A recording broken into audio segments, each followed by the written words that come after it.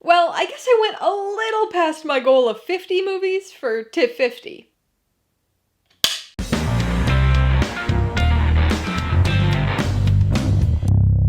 Hey everybody, welcome to Mainely Movies. Today I'm going to be ranking all 67 movies I watched at the 2025 Toronto International Film Festival, also referred to as TIFF50, because of course it was the 50th edition of the festival.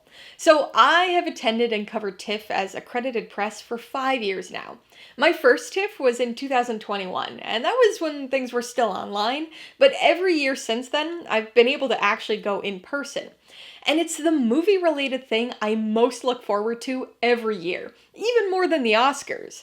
I love TIFF. I attend and cover other festivals, like Sundance every year, but there's something extra special and enjoyable about TIFF to me.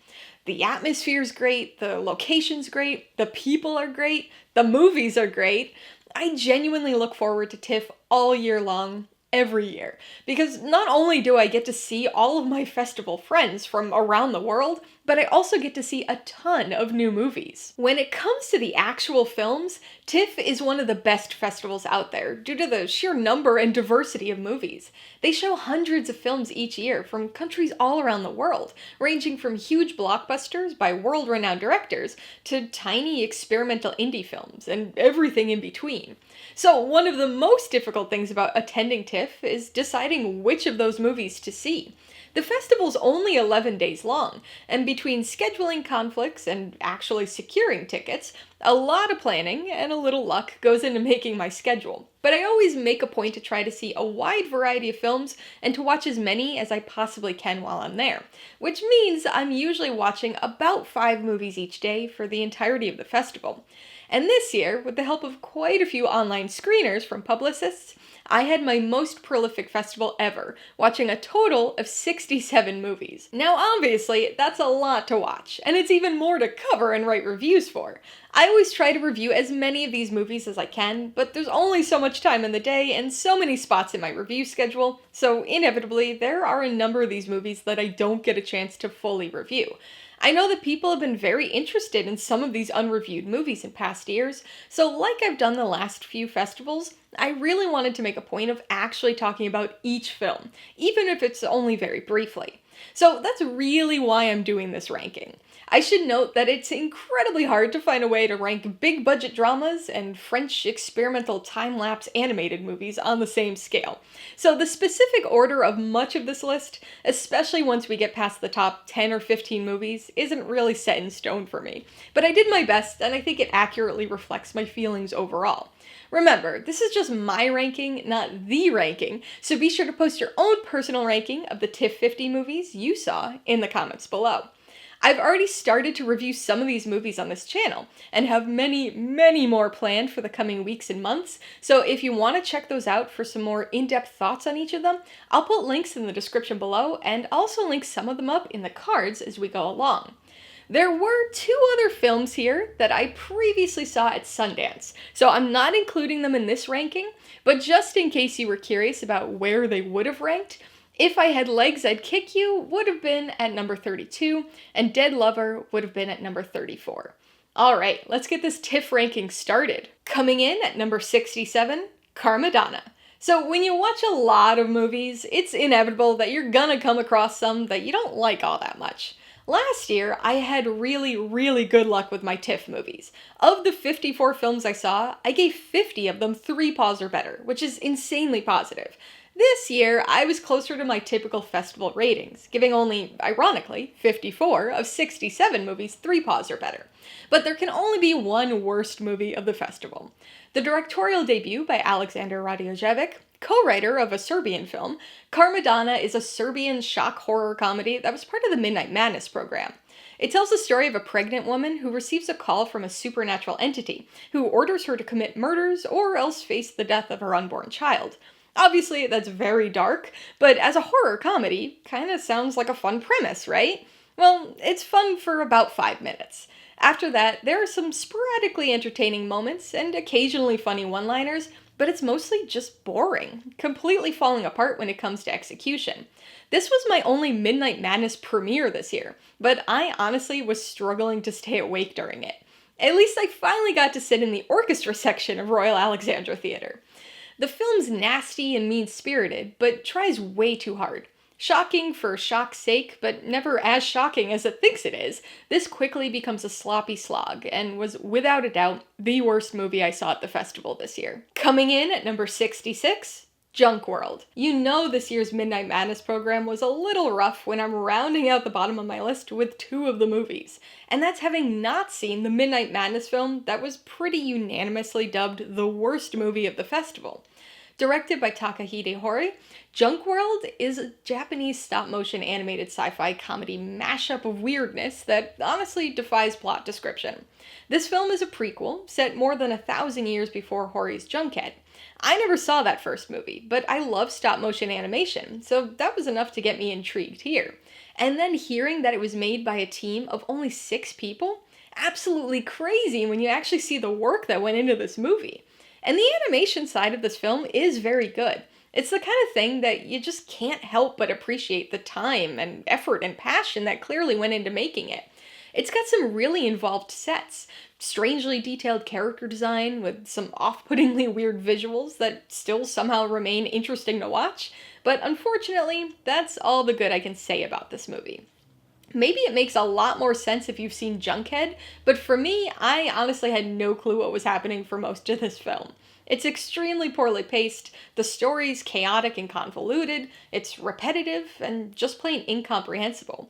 As much as I appreciated the craftsmanship, and as much as I wanted to like this one, it was just a massive chore to sit through. Suffice to say, this is a very aptly named film. Coming in at number 65, Bloodlines.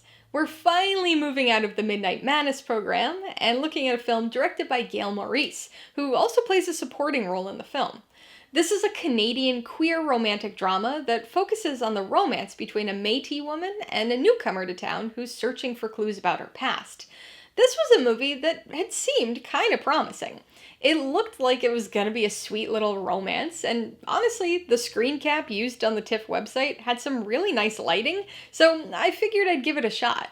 I also always try to check out as many Indigenous stories as I can. So even though this wasn't going to fit my schedule at TIFF, I was excited when I was able to get a screener for it. So this offers an interesting glimpse into Métis culture, but not much else.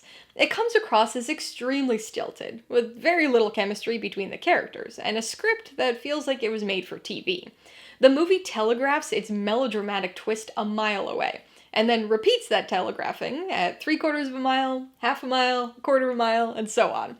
The ridiculousness of the plot and its revelations are eye-rolling, but I think the thing that bothered me most about this film was that it was repeatedly mistaking forced family forgiveness for genuine reconciliation between people. It just never felt natural, and came across as extremely underwhelming, with an unresolved feeling by the end, even though the story does actually wrap itself up. Coming in at number 64, Barrio Triste. This was a film that wasn't originally on my radar, but I had the opportunity to get a screener for it, so I, of course, decided to check it out. The directorial debut by Stills, who has previously only directed music videos, this is a Colombian and American-produced found footage crime drama. Set in the late 80s or early 90s in a marginalized Colombian neighborhood, it focuses on a group of teens who have formed a young gang, stealing a news camera and filming their violent activities. Robberies and fights are juxtaposed with frank discussions and downbeat observation of life in this neighborhood. It offers a bleak look at isolation and desperation, loneliness and depression, but it also gets pretty weird and more experimental as it goes along. I think the shaky cam of this found footage style will irritate some people, or even make some people sick, but it was the extremely overbearing score that became the grating element for me. I do think this movie had some potential, but the aimless storytelling style offered too little substance for a feature-length film. That said, I think this is the perfect example of a story that would have been much more effective as a short film. Coming in at number 63, Oka. Another screener watch that had previously not been on my radar, this Mexican and Argentinian religious drama road movie is the directorial debut by Carla Badillo. It tells the story of a young nun from a dwindling convent who sets out to find the new archbishop in a nearby town. Simultaneously, 3 other distinct groups of people head out for that same town for a variety of different reasons, eventually finding their paths intersecting. I thought the premise here was okay. It starts off a little quirky, and any movie that has a motorcycle riding nun automatically earns my attention for at least a little while, but things quickly taper off. Basically, this movie is a series of metaphor-laden encounters, with these various characters crossing paths with one another, disentangling, and then crossing again. There's some nice, vibrant cinematography here, and some effective use of wide-angle lenses, but the story is just way too scattered to leave its intended mark. In the end, it's a very meandering meditation on faith and religion, which will most likely connect with some people, but I am just not one of those people. Coming in at number 62, Dust Bunny. It genuinely hurts to have this many low-ranking Midnight Madness films. It's usually my favorite program at TIFF, but man was it a rough slate this year.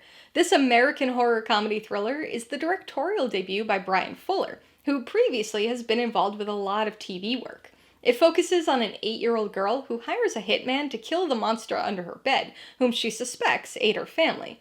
As somebody who grew up on family-friendly horror, this sounded like a fantastic premise. It was one of my most anticipated movies of TIFF this year, and unfortunately, became my biggest disappointment of the festival.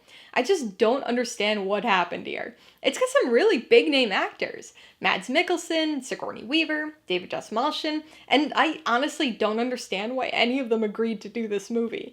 Again, the premise is great, but the story execution is not. The tone's all over the place, the story's strange in a lot of not fun ways, the CGI's really rough. The whole thing's just this awkward mashup of ideas and influences that don't really work together, and instead become very boring despite the weirdness. I had been offered a ticket to the Midnight Madness premiere of this one, but was really dragging by that point in the festival, so I opted not to take it and to sleep and see it at the P&I screening the next morning instead. I felt really bad about it at the time, but after seeing it, man am I glad that I didn't go to that premiere, because I absolutely would have fallen asleep.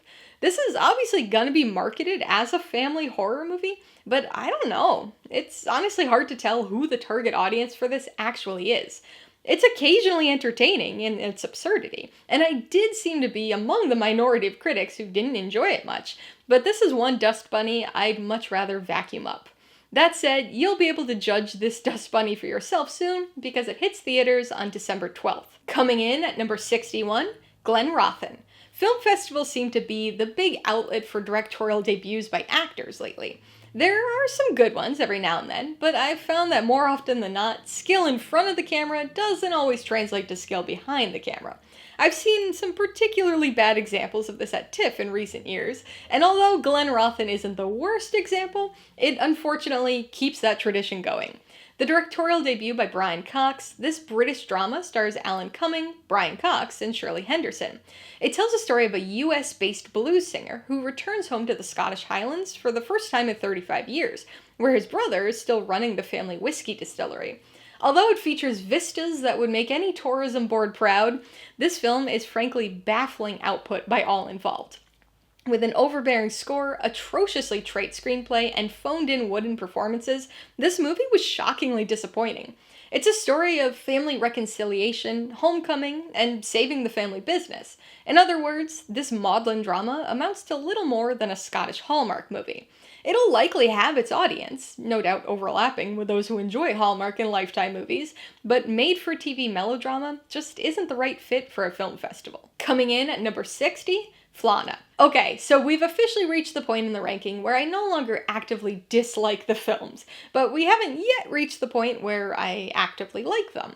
So for a little while here, we're going to be solidly in the "it's fine, I guess" segment of the ranking.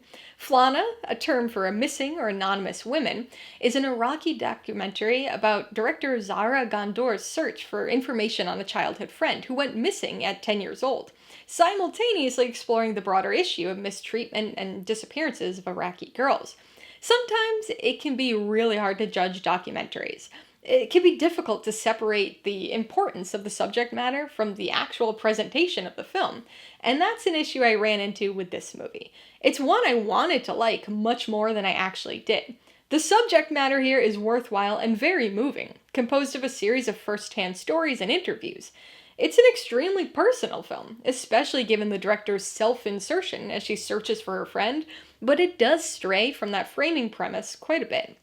The meandering nature of the storytelling structure is a consequence of the discoveries made, or sometimes not made, but it drags the film down, throwing the pacing off and resulting in a frustrating lack of cohesion. Coming in at number 59, Wrong Husband, or Weeksaringatara in the original Inuktitut language.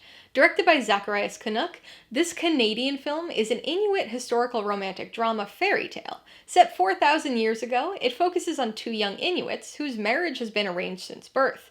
Unlike the drama you'd probably expect to see in an arranged marriage story, these two actually love each other and are planning their lives together, but when tragedy strikes, they need to find a way back to one another. This is another example of a film that I really wanted to like more than I actually did. It's a movie that tells a familiar romantic drama story, but distinguishes itself by placing it in a historical Inuit setting. And that cultural glimpse is actually really interesting, even including some unexpected and unique folk fantasy elements that border on horror. Those components are kind of weird, but do work if you can accept it and just go along with it. Unfortunately, the familiar story paired with the glacial pacing stops this movie from ever gaining any sort of compelling momentum. Coming in at number 58, Sacrifice. Directed by Roman Gavras, this British and Greek satirical comedy thriller stars Chris Evans as an actor attempting to make a comeback, who attends an environmental benefit full of rich A-listers, which becomes a target for a group of strange, isolated eco-terrorists. A film of two halves, Sacrifice is a very frustrating movie-watching experience. The satire and Chris Evans' funny, oblivious performance really shine in the ensemble cast-filled first half, but the film loses significant steam when things shift from vapid celebrities to serious, but still very absurd cult fare. It gets really weird and significantly drags in the back half, ultimately fizzling out in an underwhelming and bizarre puff of smoke. If this film had focused more on the plot and entertaining satire of the first half, I think this would have been a decent movie, but unfortunately, the way it was ultimately very unsatisfying. Coming in at number 57, Mārama. Here, we've got another movie that wasn't on my radar at all, but I watched because I received a screener. And of all of the TIFF films I saw this year, this was probably the most, it was fine, movie of the bunch. An Israeli-Polish-Italian co-production, this family drama is the directorial debut by Or Sinai. It tells the story of a woman working as a housekeeper for a rich family in Israel who temporarily returns home to her remote village in Poland, only to find that things have changed quite a bit since she left. This is an understated family drama about the sacrifices of motherhood and migrant labor. It's heavy on atmosphere, but light on actual plot progression, instead functioning primarily as an introspective character piece. It's grounded and mostly reserved, but there's a roiling tension underneath it all that keeps it compelling despite the mundanity. It's an emotionally taut film, but due to its semi-circular nature and lack of character growth, it is ultimately only marginally satisfying. Coming in at number 56, Dandelion's Odyssey. I alluded to this one in the intro of this video, but I want to reiterate how hard it is to compare and rank many of these movies, because some of them are just so different from anything else. Directed by Momoko Sato, this is a French and Belgian hybrid animated plant adventure. Following the nuclear destruction of Earth, it tells the story of 4 dandelion seeds who launch themselves into space and land on another planet where they endeavor to find a safe place to plant themselves. This is a very bizarre, dialogue-free film, but somehow remains captivating, though I suspect it's probably best enjoyed under the influence of something. Part CG, part time-lapse nature photography, this movie offers up an interesting visual blend. Dandelion seeds might not seem like the most interesting protagonists, but with a little bit of anthropomorphism, they functioned as pretty solid leads here. As weird as it sounds, their individual personalities emerge over the course of the film, and their friendship is a major driving force. The cute little sounds they make and their frequent hugs don't hurt either. Despite the cute weirdness of the visuals, there really wasn't all that much here from a plot perspective, and I wish there was just a bit more to the actual story to warrant this being a feature-length film, even though it's very short. Interestingly, this was one of the 2 TIFF50 films I saw this year that thanked individual plant species in its credits. Coming in at number 55, Eternal Return. It seems like every year there's a sort of time-traveling movie at TIFF that sounds really interesting, and then ends up being disappointing. Directed by Jan of Raz, Eternal Return is a UK-US co-production romantic fantasy drama starring Naomi Scott, Kit Harington, and Simon Callow. It tells the story of a heartbroken former musician who meets a cartographer and discovers that she may be able to travel back in time using a bespoke map. For whatever reason, time travel movies always intrigued me, and so this concept sounded like it would be right up my alley, and it would have been, if the story and premise didn't kind of fall apart as it went along. The film's got some fun and charming moments, and there's something universally recognizable about feelings of deja vu and triggered memories, even in places you've never been, but the movie itself just isn't able to live up to its premise. It tries way too hard to be as sweet and quirky as possible, but just ends up spinning its wheels. As I was watching, I got the distinct sense that this was a movie adapted from a book. There's just something about the dialogue and scenario and plot progression that seemed like it was being sort of poorly pulled from another source. But it turns out it actually isn't based on a book, so it just naturally has that feel to it for some reason. This is a magical realism story that certainly has some potential, but it just comes across as far too artificial to have any real impact, feeling more like a Hallmark attempt at a time travel fantasy than anything else. Coming in at number 54, Ghost School. There are a ton of different things that can make you interested in watching a movie. The premise, the director, the actors involved, the genre, but sometimes it's as simple as the name.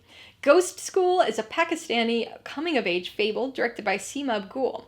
It focuses on a 10-year-old girl investigating the sudden closure of her village's only school and the superstitious rumors spreading throughout the village. Mixing social consciousness with the promise of the supernatural, this is a fable with an intriguing premise, but a slightly underwhelming execution. It's only 88 minutes long, but feels quite slow with its repetitive storyline and on-the-nose thematic elements, losing steam as it goes along. The choice to feature a child protagonist in this type of story was a good one, offering an innocent and uncynical perspective of both the supernatural elements as well as the very real social issues at play. Nazuri Ali Arslan gives a wonderful performance as this young protagonist, keeping the film engaging even as the story wavers. Coming in at number 53, Nika Madison. Directed by Ava Thomas, this Canadian crime drama tells the story of two Indigenous cousins who go on the run after an act of self-defense results in a severely injured cop. So, TIFF is truly a varied and diverse festival with films from all over the world, but as a Canadian festival, there's always a little bit of emphasis put on Canadian films, often resulting in quite a few smaller indie productions making their way into the Discovery or Centerpiece programs. In general, these movies are fine, and sometimes even quite good, but there are always a handful whose acceptance into a big film festival like this is a bit eyebrow-raising. We've already talked about at least one other movie like this with Bloodlines earlier in the ranking, but Nika Madison is another movie that definitely has that got into TIFF because it's Canadian feel to it. It's not bad, but it certainly has that distinct look and feel of a lower budget film that just feels out of place at this scale of a festival. The overall plot of this one is a bit familiar, reminiscent of quite a few TV shows and even a few movies like Thelma and Louise.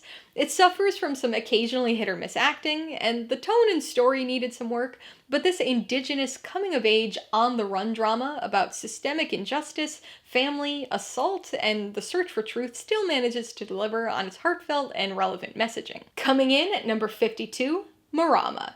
This New Zealand gothic horror film is the directorial debut by Tara Toa Stafford.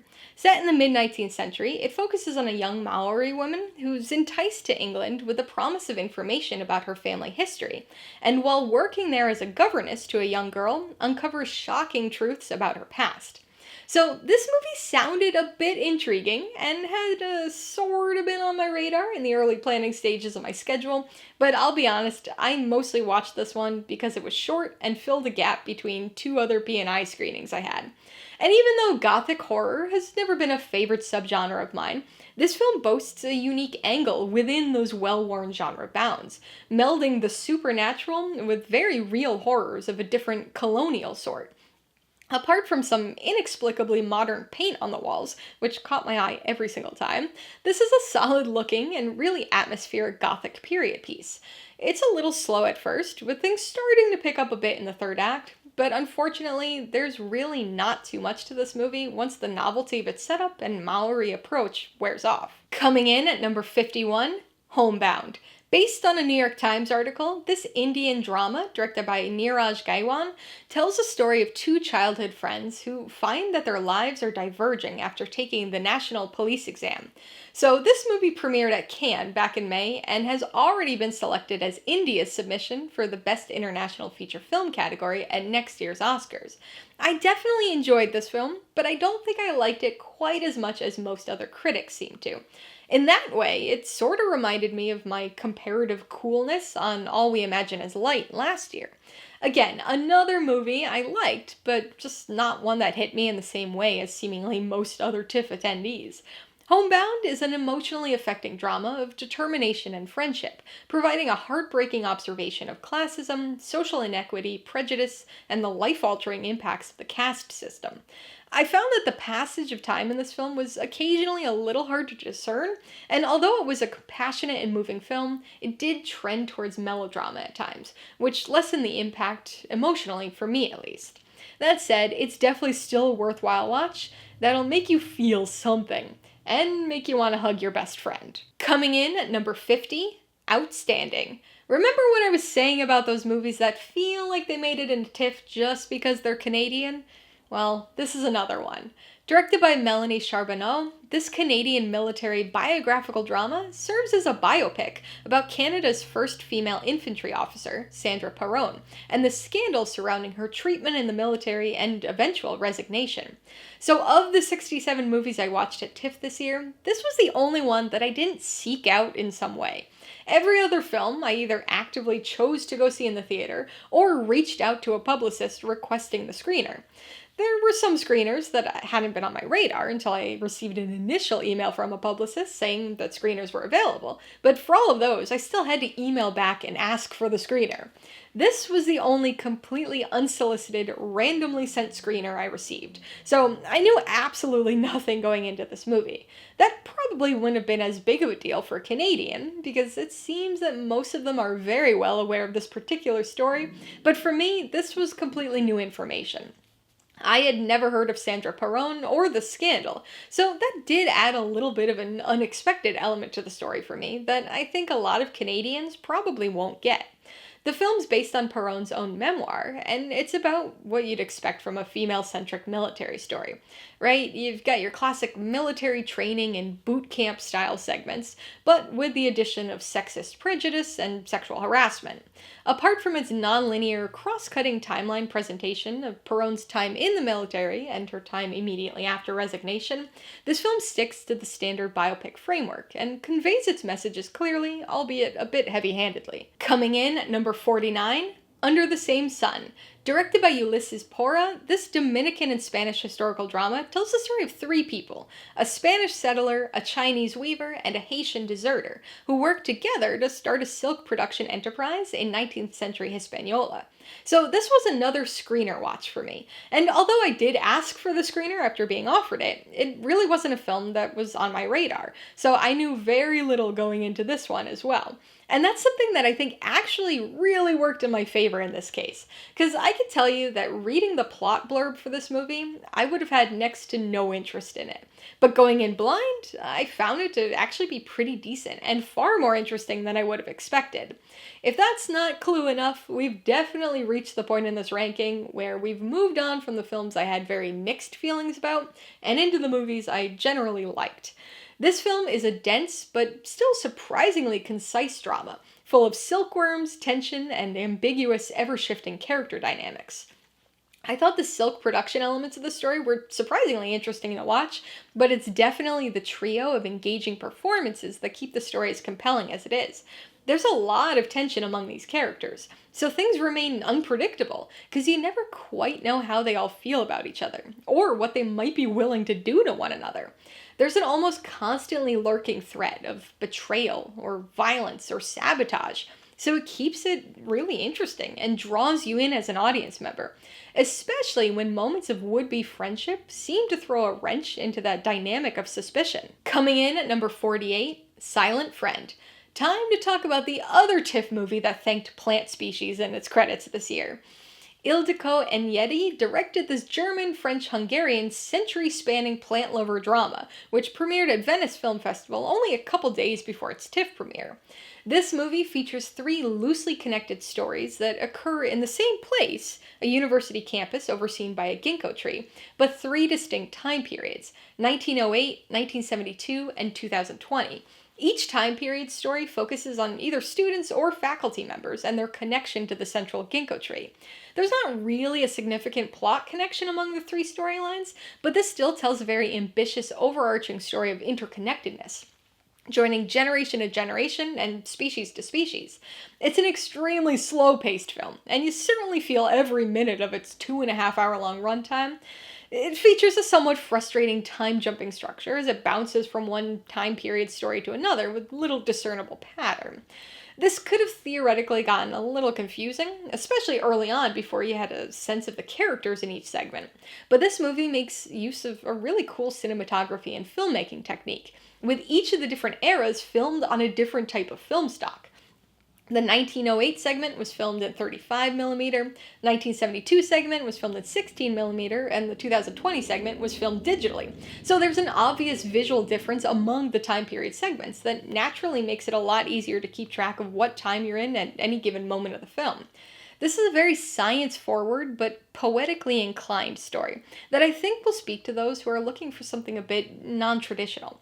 I gotta say though, as a scientist who teaches at the college level, this was one I really wanted to love, but instead I appreciated it a lot more than I actually enjoyed it. 1-2 Special just recently picked up the distribution rights for this film, so it should be headed to theaters in the US sometime next year. Coming in at number 47, Amoeba. Directed by Siu Tan, this multi-country Singaporean co-production coming-of-age drama follows a teen girl who feels like an outcast at her new school until she befriends 3 other rebels who decide to form a gang. This was a movie that sounded interesting, but I didn't quite know what to expect from it. And although the story is quite different, the general vibe or feeling that I got from it reminded me a lot of a TIFF movie from last year called Happy End. This film, however, specifically focuses on a group of girls and offered an unvarnished look at teenage female friendship, often through the lens of a handheld camcorder the girls use to record their time together, something that becomes a major plot point later on in the film. This coming-of-age story occasionally feels a bit aimless as the friends goof around and innocuously rebel, but their bond is compellingly palpable, and the cultural parallels that are presented are poignant. It's not a film that's super plot-heavy, but it was still very satisfying from a character perspective. And especially with the ghostly elements that pop up, this movie actually reminded me a lot of my friends in high school. So I think that helped me connect with it even more. Coming in at number 46, The Man in My Basement.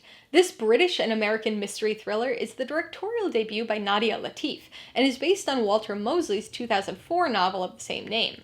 In this film, we follow a man facing foreclosure on his family home, who's propositioned by a mysterious newcomer to rent his basement for 65 days for an exorbitant sum of money. So this was actually my very first TIFF movie of the year, and it was one that I watched as a screener about a week or so before the start of the actual festival. It's got an extremely intriguing and kind of strange premise, which is what drew me to the film in the first place. I've never read the book, so I didn't know what to expect from the story. And so I found the mystery to be pretty compelling, leaving me wondering which of the many ways it was going to go as the story progressed. The pacing isn't that great, and there are a lot of extraneous characters and subplots that pull the story focus and the audience's attention in different directions, but when it focuses on the 2 main characters, I think the film really works. Willem Dafoe is perfectly strange as the titular man in the basement, offering odd and off-kilter line delivery, disconcerting body language, and basically everything you'd want or expect from him in a weird little movie like this.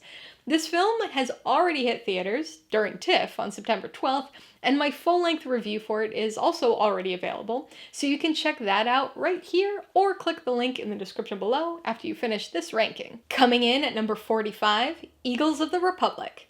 Ah, the good old standby of a movie about movies. The final film of Tariq Saleh's thematically connected Cairo trilogy, this Swedish co-production is an Egyptian dramatic political mystery thriller.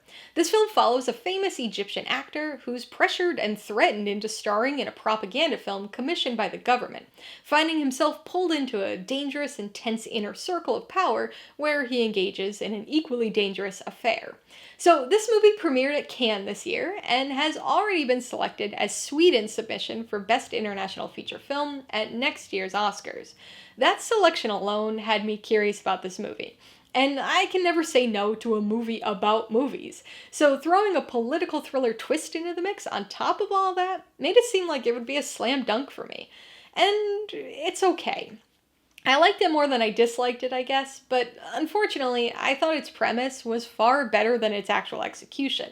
The movie's periodically engaging, but it's also more than occasionally dull, dragging on in an unfocused manner that makes its third act moments of excitement stand out as outliers. Coming in at number 44, The Ugly. It's always interesting when a director steps a bit outside of their normal genre or storytelling style, and that's exactly what we get here with this movie. Directed by Yeon Sang-ho, this is a South Korean mystery thriller investigation drama that's actually based on the director's own graphic novel. So it's still very much his creation, but also extremely different from his other films, including the one that really put him on the map, Train to Busan.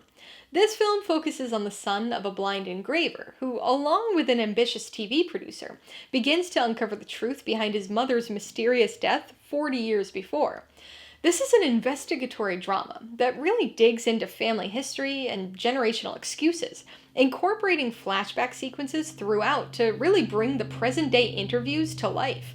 The mystery itself isn't all that much of a mystery, so you'll likely have it figured out long before the solution is outright explained to the audience. But it still works, because the mystery is more a means of exploring the film's themes, rather than the central compelling plot point. This is a movie that really looks into themes of beauty standards, social conformity, and just the ugliness of humanity, and the terrible ways in which we treat each other, especially for differences. This is a very aptly named film, but I can tell you it's probably not for the reasons you'll think, especially as the film gets underway. Coming in at number 43, The Last One for the Road. Fittingly, this was my last TIFF film, in the form of a screener, and although it obviously wasn't a favorite of mine, I'm still glad it's the movie I went out on. Directed by Francesco Sose, this is an Italian-German road comedy drama that premiered at Cannes in May. It tells the story of two middle-aged men who befriend a shy college student and embark on a multi-day bender, passing on life lessons and liver damage. I'll be honest, this is usually the type of movie that would frustrate me. It's really a meandering hangout road movie, so the plot is barely existent, and the characters are frequently annoying. However, for whatever reason, maybe because it was my very last TIFF movie, these things didn't really bother me. It delivers a really interesting mix, vacillating between being boisterously jovial and drunk, and bittersweetly melancholic and hungover. Again, there's not much of a plot to this, so it's primarily character-driven, but because of the spontaneous nature of two of the three main characters, it's a story that remains fairly unpredictable throughout. You never quite know where these characters are going to end up, or what they're going to do when they get there.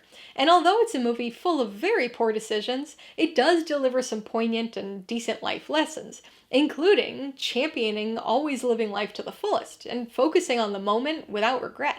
That said, it still expounds on the bittersweet importance of reminiscence and memories, which may be what drives the two men even more than their perpetual desire for just one more drink. Coming in at number 42, A Private Life. Another Cannes premiere, this is a French dark comedy mystery that was directed by Rebecca Zlotowski. It stars Jodie Foster as a psychiatrist living in France who learns of the unexpected death of one of her patients and decides to take the investigation into her own hands, convinced that it had to be murder. So this was a movie that looked like it was going to be a lot of fun. I really like Jodie Foster, I love dark comedies, and I love mysteries, so I absolutely wanted to see this.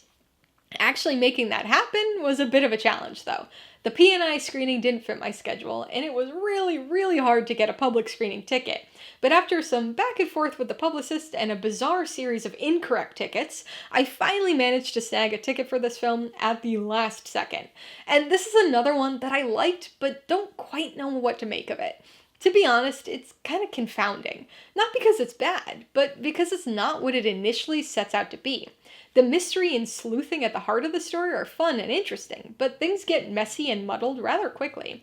It's a film with a lot of odd quirks and a few things that are more strange than funny, so they play kind of awkwardly.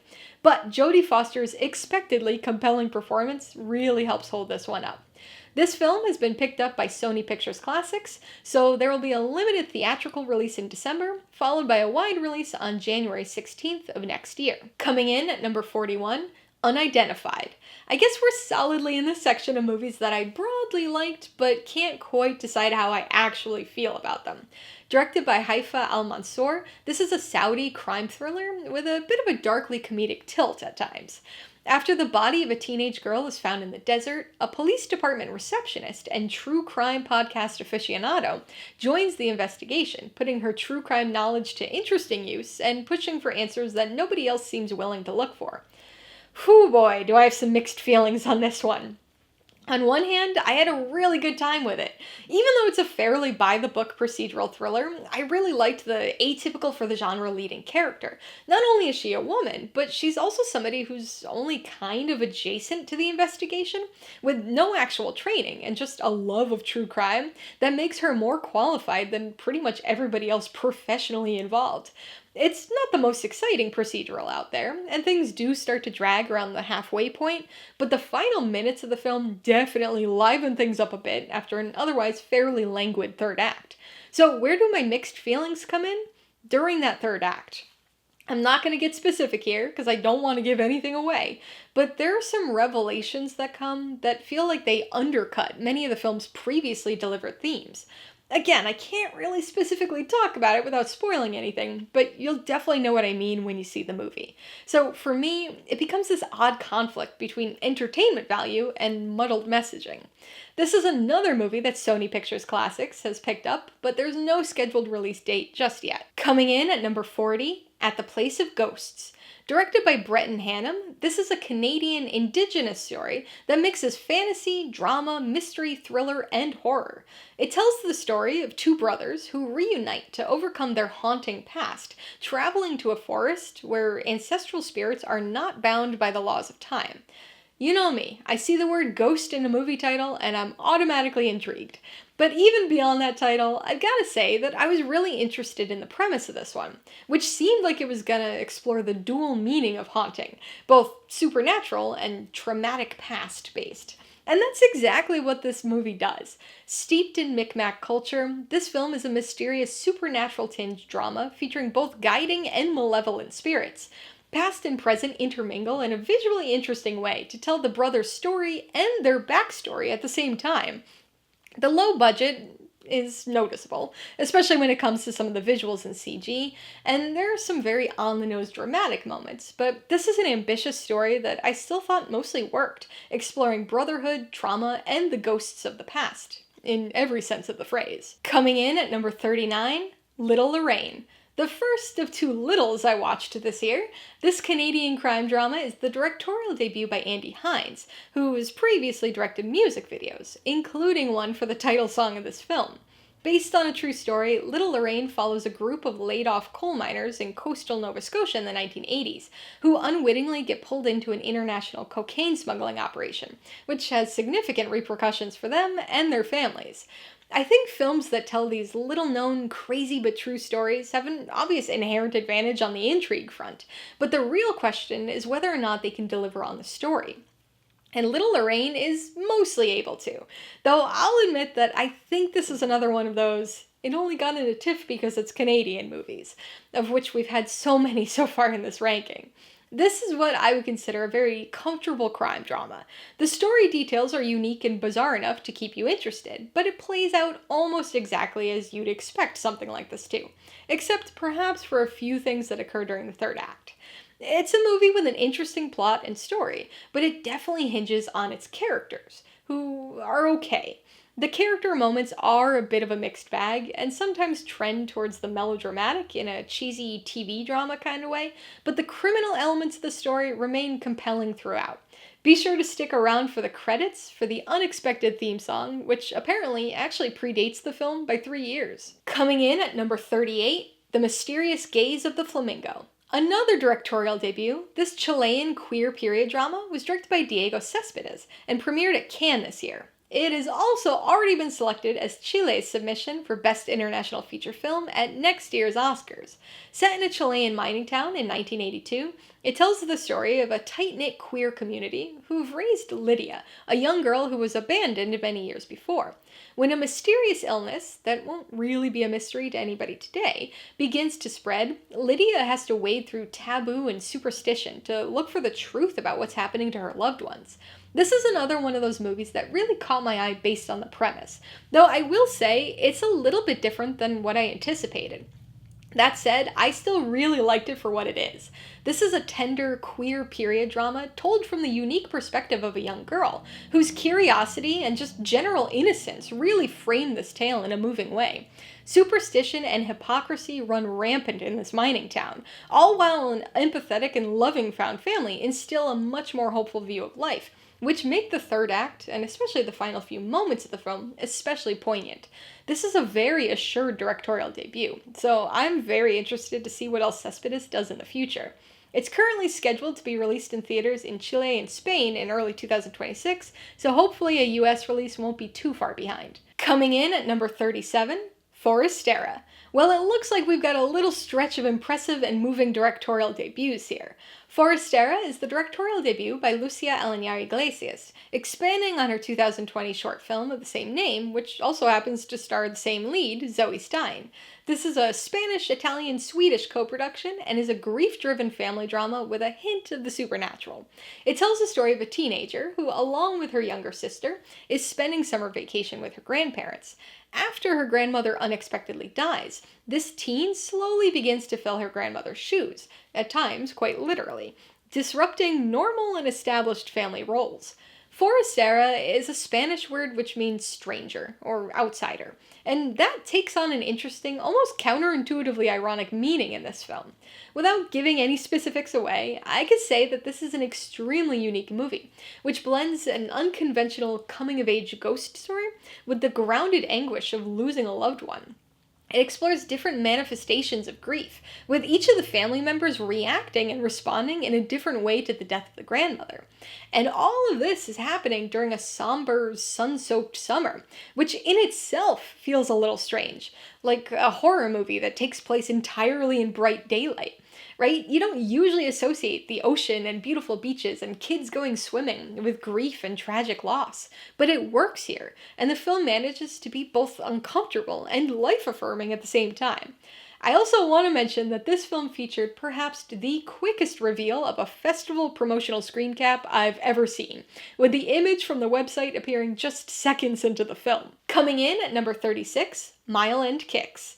The sophomore film by Chandler Levac, this Canadian coming-of-age drama stars Barbie Ferreira as a 20-something-year-old music critic who moves from Toronto to Montreal for the summer in order to write a book about Alanis Morissette's Jagged Little Pill, but instead finds herself involved with a local band, both romantically and professionally. This is a movie that I was very excited for. I saw Levac's first film, I Like Movies, at TIFF back in 2022, and really enjoyed it. So I've been looking forward to her follow-up for a few years now. And this movie is basically a spiritual successor to I Like Movies. It's another film that's partly autobiographical and focuses on another kind of obnoxious young critic who makes a series of frustrating but relatable choices. And while I loved I Like Movies, I only sort of liked Mile End Kicks. There's about a half a mile of good movie here before it starts kicking you. The first half is cringily relatable, but entertaining enough. However, some insufferable character decisions make it hard to keep caring as it goes along. I know I Like Movies also had an extremely irritating main character, but this film features less personality annoyance and more decision-making frustration. The half dozen or so endings don't really help this one either. I still enjoyed it, but for me, it was definitely a downgrade from the first film, and I'm hoping that Levesque's third film steps away from the annoying critic coming-of-age genre at least a little bit. I do want to shout out the unexpected and fun little Maine reference that was in this film, though, with a vacation to Bangor, Maine, of all places, mentioned in an email. And also, I got to meet Iman Vellani at the P&I screening, so that was pretty cool too. Coming in at number 35, Driver's Ed. It's a great feeling when the most generic sounding movies end up surprising you a little bit. Directed by Bobby Farrelly, this is an American coming-of-age teen comedy about a teenager who steals his driver's ed car, which happens to be full of 3 other kids in his class, and embarks on a road trip to visit his girlfriend in college. This is a movie that feels a lot like a 2000s teen comedy, at least with its premise. I think it's probably a lot less problematic with its actual comedy than a 2000s film would have been, but it has the same sort of stupid, lightweight ridiculousness to it. I'll be honest, I didn't have super high hopes for this one. In fact, I really only watched it because it was one of the few films I could get during my public ticket allotment window. But I've got to admit, I was kind of pleasantly surprised by it. It's nothing amazing, but it definitely met and surpassed my expectations. It's a movie that starts off a bit rough. The adult characters are way too over the top and obnoxious, and the teens are definitely dumb. But as they begin to interact and bond with one another, the film greatly improves. Again, this is not a movie that's gonna really stand out amongst other comedies, and it's probably not gonna be anybody's favorite movie of the year, but it's perfectly fine for what it is. Coming in at number 34, Lucky Lou. Okay, so just about halfway through the list, and we're finally into the solidly good or very good section of films. This American immigrant drama is the Cannes-premiered feature directorial debut by Lloyd Lee Choi, adapted from his own 2022 short film, Same Old. On the eve of his wife and daughter's arrival in the US, a delivery driver's e-bike is stolen, sending him on a 24-hour spiral in order to re-establish some stability in his life and maintain access to his brand new apartment. So the initial premise of this film will inevitably draw comparisons to Vittorio De Sica's Bicycle Thieves, and even to last TIFF's Anywhere, Anytime. But I think that this moving drama about the American dream and a father's love takes the humanity of the basic story even further. It's a methodically paced film that could even be considered slow, but it remains quite stressful and compelling, as we're made to really care about and be concerned for the main character. This seemingly ironically named immigrant story is definitely very downbeat, as it feels like everything in the world is working against Lou, but somehow it never devolves into hopeless misery. There's still this glimmer of hope for the future that remains through everything, which is perhaps the most important takeaway of the film. Coming in at number 33, Laundry. Directed by Zamo Mkhwanazi, this is a South African-Swiss period political family drama. Set in 1968 apartheid South Africa, this film focuses on a multi-instrumentalist teen who has dreams of joining a band, but faces the prospect of taking over the family laundry business. Like quite a few of the films this year, this was a movie that I went into with very little information. It wasn't on my radar at all, but I was offered a screener, so of course I was gonna watch it. And this ended up being one of my favorite screener blind watches of the year. It's a film whose basic story idea is extremely familiar. We've got a teenager who's kind of expected to take over the family business, which is something he's not passionate about, instead dreaming of forging his own path with music. Nothing too special or unique there. However, this familiar storyline is inserted into 1968 apartheid South Africa and is juxtaposed and intertwined with dehumanizing oppression and political drama. All of that obviously clashes with this family's stability, which adds that unique twist and helps to separate this film a bit from other similar types of stories. You've likely seen all of the individual pieces before, but it's the way that they're put together here that makes this a very moving and quite musical drama. In fact, the music might be one of my favorite elements of the story, and some of it's really good. There's one scene in particular, which involves sort of an improv jam session crafting of a psych rock song that's pretty fantastic, and I was happy when that same song was played over the credits. Coming in at number 32, Exit 8. It's not that uncommon to have films adapted from books or even TV shows, but at least at film festivals, video game adaptations are pretty rare. Directed by Genki Kawamura, this is a Japanese psychological horror thriller that premiered at Cannes and is based on the 2023 video game The Exit 8. In this film, we focus on a man who's trying to get home to his girlfriend and finds himself trapped in an endlessly looping subway station hallway. He soon discovers that the only way to escape this infinite loop is to be observant and turn back anytime he spots an anomaly, which counterintuitively allows him to move forward.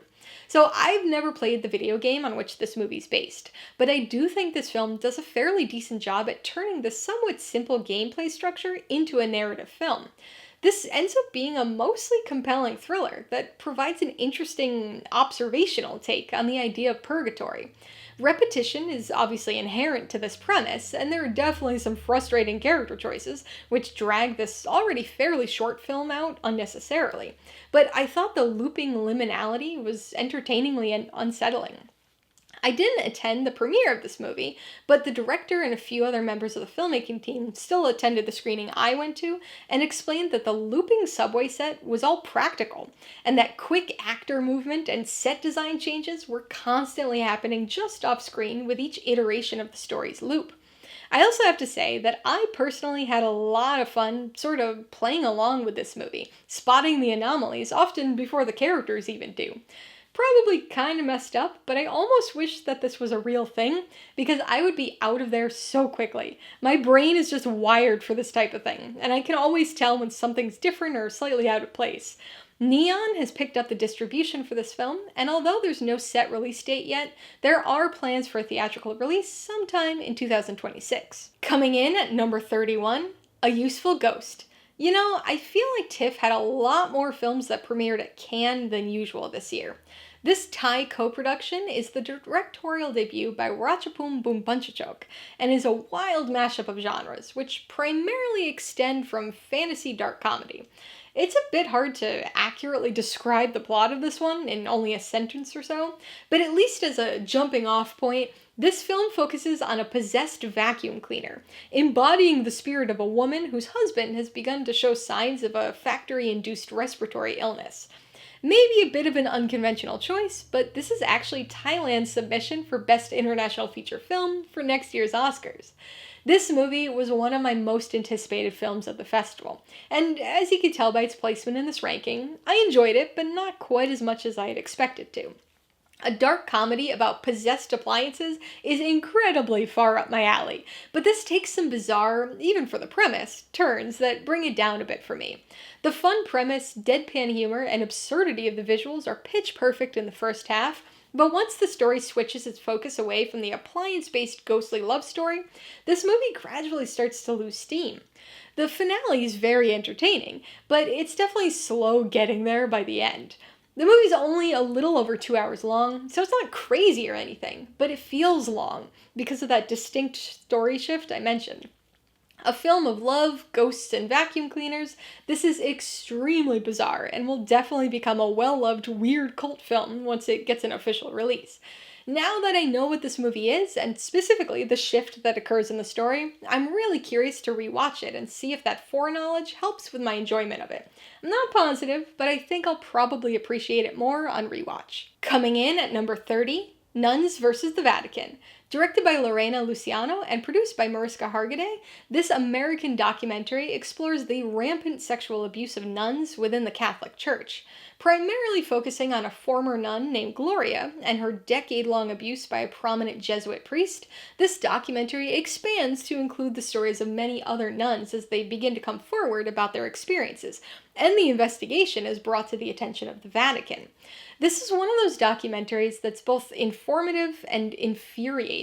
The abuse of nuns by priests is horrifying in and of itself, but the systemic manipulation and misguided obedience that attempted to and still tries to cover it all up is almost as bad. This definitely isn't a light watch, but it's a very important and underreported story, full of powerful personal testimonies that'll hopefully make it easier for other nuns to finally come forward. Coming in at number 29, The Christophers. Few directors have been quite as prolific lately as Steven Soderbergh. I think I've seen at least one of his movies at every festival I've been to the last couple of years. The Christophers, whose name refers to a series of paintings rather than a group of people named Christopher, is an American and British dark comedy drama that stars Ian McKellen as a famous artist whose estranged children hire an art forger to pose as his assistant in order to gain access to his home to complete and steal his unfinished paintings. I'll admit that I was mostly drawn to this movie because it's another Soderbergh film, but I was pleasantly surprised by the story itself. With few characters and even fewer sets, it's a film that boasts a unique premise and is definitely driven by its funny, sharp script and the compelling banter between Ian McKellen and Michaela Coel. This film about art, legacy, and past regrets may initially feel a bit slight, but it still remains a satisfying and entertaining story. Coming in at number 28, Fuze. Another TIFF regular, this British mystery crime thriller was directed by David Mackenzie, who also directed a TIFF favorite of mine from last year, Relay. In Fuze, the discovery of a World War II bomb at a London construction site triggers a neighborhood evacuation, which a group of criminals then use as cover to stage a bank heist. Between the premise, my previous enjoyment of Mackenzie's films, and the stacked cast, which includes Aaron Taylor-Johnson, Theo James, and Sam Worthington, just to name a few, this was a film I was very much looking forward to. And for the most part, I was satisfied with it. Fuze lights the fuse from the opening scene and almost never lets up. This is a fun and tense ticking time bomb of a heist film that splits its story among the people trying to defuse the bomb, the criminals robbing the bank, and the police trying to investigate everything simultaneously. I do think the film ends up splitting that focus a little too much and loses steam as it goes along before bizarrely completely fizzling out at the very end, but the first half especially is extremely solid. To be honest, I kind of wish the whole movie just focused on the plot of that first half, but I think I've just got to accept that I tend to not like the way David Mackenzie ends his films, at least as of late. Coming in at number 27, Little Amélie, or The Character of Rain. Talk about a surprise blind screener watch. Premiering at Cannes, this French animated family film was directed by Maëlie Valade and Liane Chohan. It tells the story of a 2.5-year-old Belgian girl living with her family in late 60s Japan, who discovers a world of wonder thanks to her loving nanny. It's based on a 2000 book by Amélie Nothomb called The Character of Rain, which I've never read. Similarly, this is a movie that almost completely went under my radar, but I'm so glad I took the chance to check this one out. I would be extremely surprised if this isn't nominated for Best Animated Feature at next year's Oscars, and I actually think it's gonna be that dark horse indie nominee that'll end up giving a major studio film at least a run for its money. This film may seem slight, but it's so full of life-affirming wonder and curious innocence that you'll forget it's only a mere 77 minutes long. It features beautiful, flowing pastel animation that feels like a cross between Studio Ghibli and a storybook. The plot is a bit abstract at first, but quickly grows into a sweet, slice-of-life exploration of toddlerhood, focusing on self-awareness, language, and connection. There's some unexpected poignancy and thematic depth to this one that might only completely hit you after you finish watching the movie. But regardless, it's a story that'll take you back to a time in your life you probably can't fully remember, but can still feel that warm sensation of far-off reminiscence for. G-Kids is distributing this film here in the US, so it'll be getting a limited theatrical release on October 31st before opening wide on November 7th. Coming in at number 26, Frankenstein. As you could tell, my expectations for my most anticipated TIFF movies didn't quite go how I thought this year. Directed by Guillermo del Toro and starring Oscar Isaac and Jacob Elordi, this American Gothic sci-fi film is an adaptation of Mary Shelley's 1818 novel of the same name, and tells the story of an egotistical scientist who creates life in a monstrous experiment with tragic consequences. So I didn't actually rank my most anticipated movies of TIFF, but if I had, I think this might have been my number one, or at least very close to it. I liked the 1931 film adaptation of the story, but Frankenstein, and especially Gothic horror as a genre, have never been favorites of mine. So you might be wondering why I was so excited for this. 3 words. Guillermo del Toro. He's one of my favorite directors, and has made some of my favorite films of all time, so I'm always excited for anything that he makes. and Frankenstein is a Guillermo del Toro film through and through. Anybody who knows his work probably won't find this to be all that surprising, because this is exactly his kind of thing. With his usual penchant for rich, darkly gothic visuals and romantically humanistic notions of monsters, Del Toro puts his spin on a mostly faithful adaptation of the classic novel. I think it's a bit too long, and it's definitely slow to start, but with some shifting perspectives that pop up partway through the film, and some fun bursts of gruesomeness, this story was easily able to re-engage me, and I found it to be full of heart in that melancholically dark but magical and wondrous way that Guillermo del Toro seems to be able to pull off. Frankenstein will see a limited theatrical release on October 17th, before hitting Netflix on November 7th. Coming in at number 25, The Secret Agent, another one of my most anticipated movies of the festival. Directed by Kleber Mendonça Filho, this period political thriller was one of only 2 Brazilian features at TIFF this year. Set in 1977, during Brazil's military dictatorship, it stars Wagner Moura as a man trying to flee political persecution, who travels to Recife during Carnival to join a group of political refugees. This movie premiered at Cannes back in May, and after a bit of tense drama, has been selected as Brazil's submission for Best International Feature Film at next year's Oscars. So this is a movie that I've been excited for quite a while. I liked the director's previous film, Bacurau, back in 2019, and with the extremely positive reception of this one coming out of Cannes, I couldn't wait to see it. So there's a lot going on in this movie. It's not nearly as straightforward as its plot description would make you think. There's backstory and family drama, there's police and government corruption, there's bizarre magical realism and stop motion involving a hairy leg, but mostly, this is a slightly overlong slow burn of a story, with a very strong performance by Moura. I really enjoyed the period setting of this film, not only the production design and costumes, but also the 70s film techniques that are used throughout the movie. Frequent zooms, wipes, and even just the general look of the film stock. I had the special privilege of watching this movie with 3 Brazilian critics, one of whom is my festival bestie Carol of No Sofa com Gatos. A lot of what she writes is in Portuguese, but she translates all of her festival reviews into English, so I'll be sure to put a link to her website in the description below, so you could check out all of her TIFF coverage as well. But sitting with these Brazilians for this screening was extremely helpful for me. Their excitement was obviously contagious, but I also got a bit of a crash course in Brazilian history and culture after the fact. And I think this is a film that's probably best appreciated by those with that kind of historical and cultural knowledge of Brazil in that time period, to pick up on all the metaphors in this movie. There's so much here that I didn't get at all, just because I don't have the background for it, that Carol was able to explain to me, and it really increased my appreciation for this densely layered movie. The Secret Agent has already been released in Brazil, but Neon has picked up the film for US distribution and has it scheduled for a November 26th theatrical release. Coming in at number 24, Hen. I suspect this is one you won't be seeing on too many TIFF lists, especially this highly ranked. Directed by Georgi Palfi, this German-Greek-Hungarian co-production is a crime comedy drama poultry adventure. It tells the story of a determined chicken who escapes from certain death and embarks on a journey witnessing human activity and crime along the way. Given how weird this movie sounds, it caught my eye when I was planning out my TIFF schedule. And with a rare late-night P&I screening, I had no overlapping movies, so I was able to catch it with a small group of other curious critics. And what a wonderful surprise! It's just the right amount of weird, mixing cute animals with dark comedy and just bizarreness. I am definitely not a bird person, my focus has always been mammals, but I loved this plucky, but not plucked, chicken. Without question, this is the best chicken acting I've ever seen in a film. So credit should go to those 8 chickens who played the titular hen. This is a film that finally answers the age-old question, why did the chicken cross the road? This funny and unexpectedly dark film follows the titular feathered protagonist and her jailbreak, or perhaps more accurately, coop break escapades, poetically examining human cruelty and crime at the same time.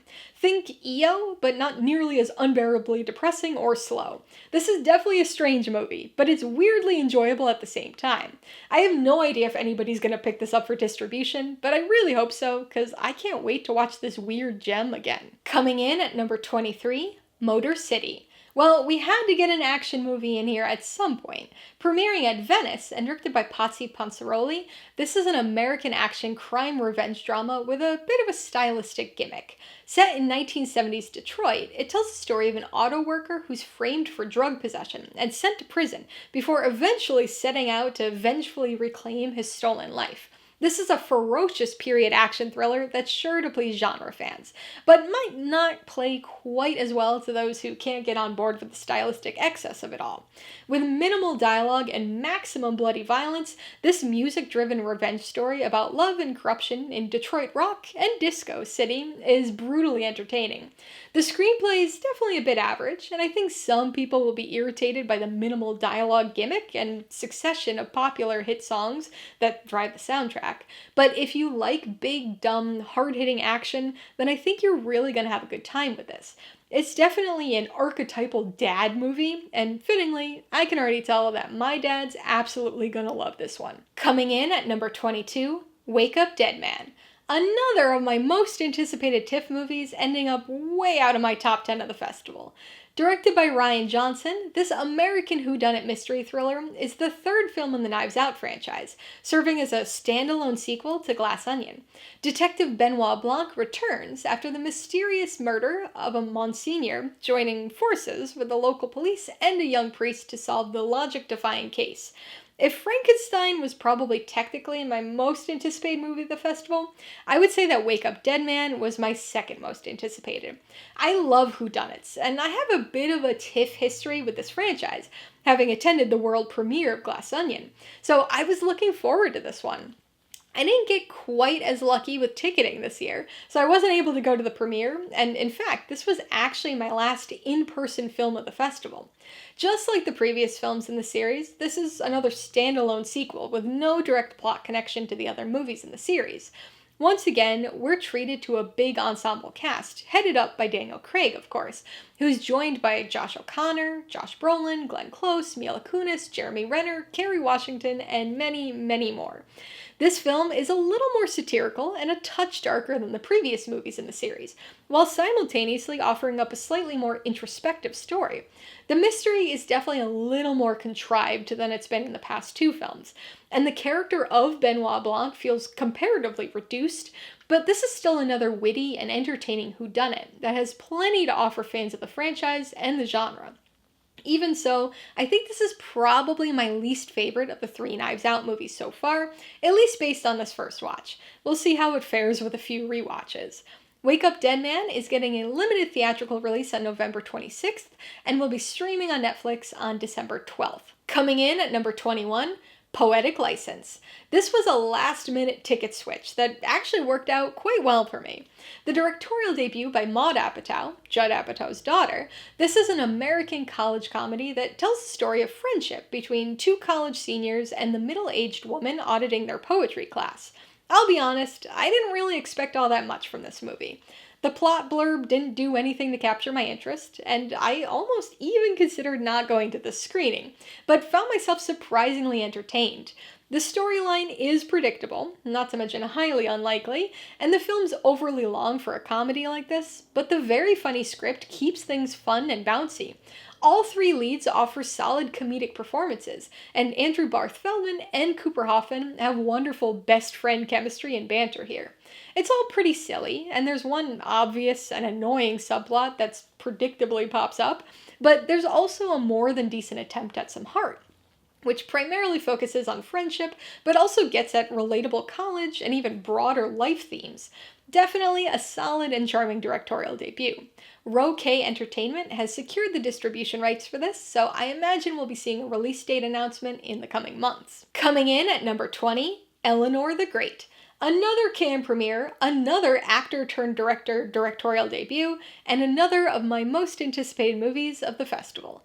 This American comedy drama is the directorial debut of Scarlett Johansson and tells the story of a 94-year-old woman who, after the death of her lifelong best friend, moves to New York City and forms an unlikely friendship with a college student. As I already mentioned, this was a movie I was really excited for, and even though it took some work, I was able to snag a ticket for one of the public screenings. screenings. And just like so many of my other most anticipated films this year, this wasn't quite as great as I had hoped it would be, but at least I still thought this one was very good. June Squibb plays the titular Eleanor, and she's fantastic here, delivering sarcasm, one-liners, entertaining situational comedy, and of course, heart and poignancy in this story of grief. She really carries this film and helps to keep the character of Eleanor likable, even during some parts of the movie where you might not want to like her. The story itself is broadly conventional and does almost exactly what you'd expect it to, at least after one unexpected, morally ambiguous plot point early on that'll definitely divide audiences. It gets a bit sappy in the over-sentimental third act, and it was a little cloying for me personally, but I think this mawkish drama will probably work for many others who are a bit more emotionally inclined than I am. Eleanor the Great was already theatrically released by Sony Pictures Classics on September 26th, and I also already have a full-length review available for it, so you can check that out right here, or click the link in the description below after you finish the ranking. Coming in at number 19, The Testament of Anne Lee. Directed by Mona Fastvold, co-writer of The Brutalist, this is a British biographical musical drama that premiered at Venice a few days before TIFF. It tells the story of Mother Anne Lee, one of the founders of the Shaker religion in America. So this is a movie I was extremely curious about, though probably for reasons different than most people. I have a bit of a personal connection to this subject, because I actually grew up in the New York town where Anne Lee and her followers settled. Obviously, I came around long after the Shakers were there, but as a kid, I went on school trips to the Shaker Historical Site. I've been to Anne Lee's grave on a couple occasions. I used to fish in Anne Lee Pond.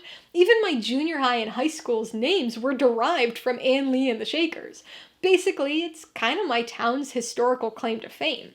So I was really curious to see what this was going to be like, and honestly, a little skeptical of it being a musical. Religious dramas, and also musicals, are typically not my thing, but I actually enjoyed this movie much more than I expected I would. I do think that my personal local connection, and of course my pre-existing knowledge about Anne Lee and the Shakers, helped me out a bit, but I also thought this was just a really well-crafted film. Amanda Seyfried is really good as Anne Lee, and this movie functions as a bold and artistic examination of religious fanaticism. I was also impressed by just how well it worked as a musical, with some solid choreography and an arresting score that elevated this assured musical. It's also got some really nice cinematography, which I almost got to enjoy projected as a 70mm cut at the P&I screening at TIFF, but they ended up having technical difficulties maybe 30 minutes in, and then just played the regular digital film for us instead. Regardless, I never thought my hometown's bizarre little historical claim to fame would ever make it to the big screen. Searchlight Pictures has picked up this film and have it scheduled for a limited theatrical release on Christmas Day, with presumably a wide release coming sometime early 2026. Coming in at number 18, Rental Family. Directed by the mononymous Hikari, this is an American and Japanese comedy drama starring Brendan Fraser. He plays a struggling American actor living in Tokyo who begins to work as a surrogate stand-in at a rental family service and gradually finds connection with many of his clients. This was a movie I was really interested in because there were so many different ways it could play out. It could have been a little creepy or even bordering on horror, but with Brendan Fraser in the lead role, you just knew it was going to be sweet and thoughtful. And that's exactly what this movie is. It's just full of wholesome warmth. This is a sentimental crowd pleaser about connection, empathy, and belonging. It might get a touch too saccharine at times, but Fraser manages to keep everything reined in enough that it never becomes overly sappy. I honestly couldn't imagine anybody else being better suited to this role than the endearing and entertaining Brendan Fraser. He just has that innate sweetness to him, but he's also very funny and is really good at facial reactions, of which he gives many throughout this film. While not entirely lighthearted, this is still a sweet, feel-good movie that'll definitely make you appreciate your family, even your family that's not actually family. Rental Family was picked up by Searchlight Pictures and hits theaters on November 21st, just in time for Thanksgiving. Coming in at number 17, No Other Choice. Well, I obviously had no other choice but to see this movie. Directed by Park Chan-wook of Oldboy and most recently Decision to Leave fame, this is a South Korean satirical thriller which premiered at Venice Film Festival. Based on Donald E. Westlake's 1997 novel The Axe, this tells the story of a recently laid off paper worker looking for a job who devises a scheme to improve his job chances by getting rid of the competition. This movie has been selected as South Korea's submission for Best International Feature Film at next year's Oscars. Full of blood, paper, and an unexpected number of laughs, this film is an entertainingly dark and violent satire about the desperation of unemployment. It's unnecessarily long, and the plot starts to get a bit repetitive, but the visuals and performances are all top-notch.